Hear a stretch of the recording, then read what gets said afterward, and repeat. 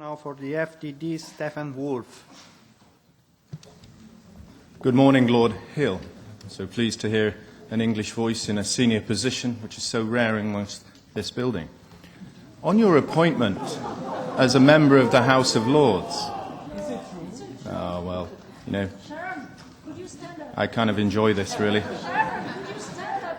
On your appointment as a member of the House of Lords, you swore an oath to the Queen that you would be faithful and owe allegiance to Her Majesty.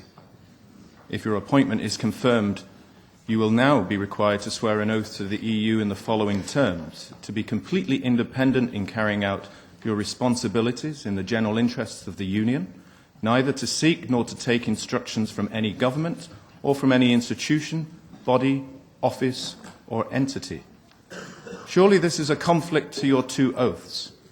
In the words of Matthew 6, verse 24 of the King James Bible, no man can serve two masters.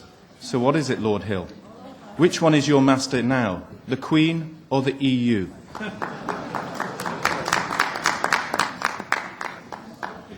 I have to say, in my last job, one of the great honours and privileges of my last job, as a Privy Councillor and as Chancellor of the Duchy of Lancaster, was to have the opportunity to meet Her Majesty the Queen.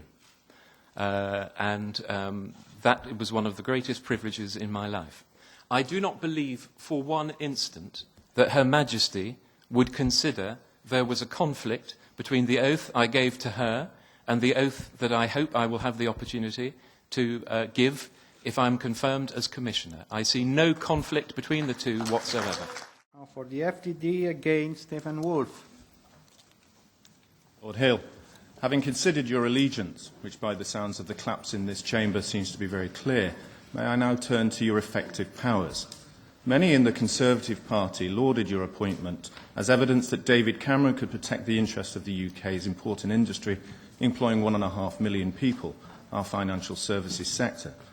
But in your employment contract with Juncker, the so-called mission letter, there is no instruction to remove overbearing regulation, nor to prevent the financial transaction tax.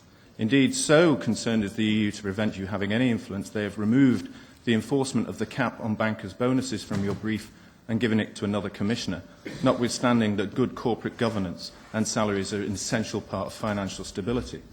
You report into your team leaders, Katainen and Dombrovskis, leading the Financial Times, uncharitably to call you just a junior player in a team. You can be overruled at any moment, not just by those commissioners, but by more senior people such as President Juncker. Doesn't this simply show that you have no power or influence to protect the City of London?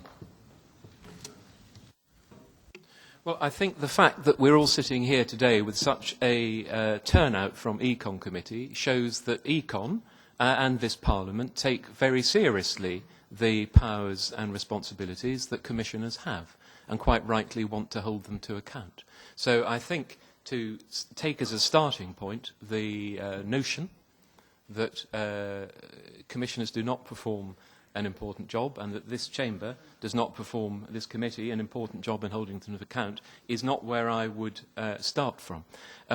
Also, I have to say that it is clearly not my task, and that is one of the points I have been seeking to emphasise. I accepted this nomination in good faith to come here to work in the general interest as a European Commissioner. I did not come here in order to promote the interests of particular groups. My task will be to make sure we have an effective, well-regulated financial system. My belief is that a well-regulated, properly enforced financial system will be in the interests of financial services everywhere. So I don't see a tension between proper regulation and a successful financial services industry. And so we're clear. I believe that we need to have a strong, successful financial services industry across the whole of Europe, because I think without a strong financial services industry, we don't get the investment and the growth and the jobs that we need.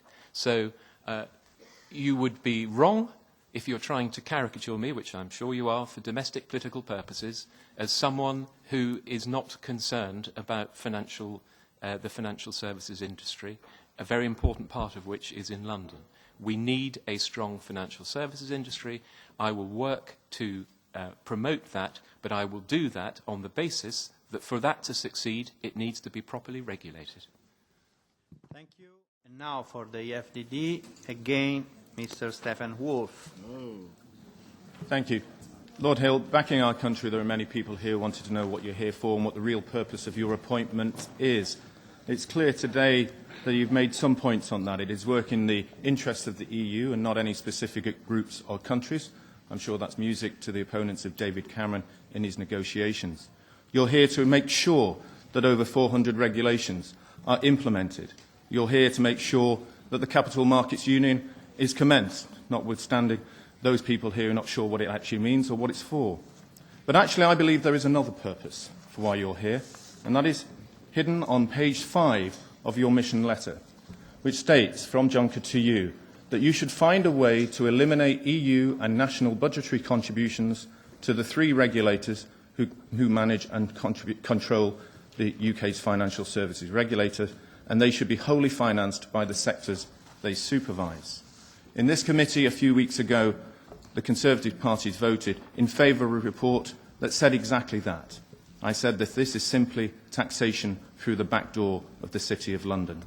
It is clear that one of your roles and duties is to impose taxes on the City of London, and in effect, your appointment is business as usual for the EU over the UK. Colleague.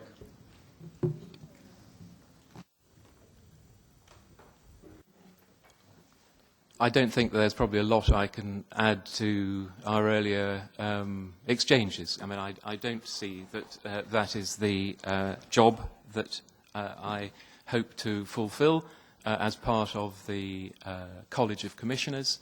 The job I hope to fulfil is one whereby we have a strong financial services industry, which is to the benefit of all people working in the financial services industry wherever they are. And if you have a strong single market and a strong capital markets union, that opens opportunities for people in financial services industries, wherever they are, to build their market and to grow their businesses. And I would have thought that was something that you would welcome, because I know you have a strong background in the city. But apart from that, I don't think there's anything I can add, because I don't think you're really interested in the answer that I provide.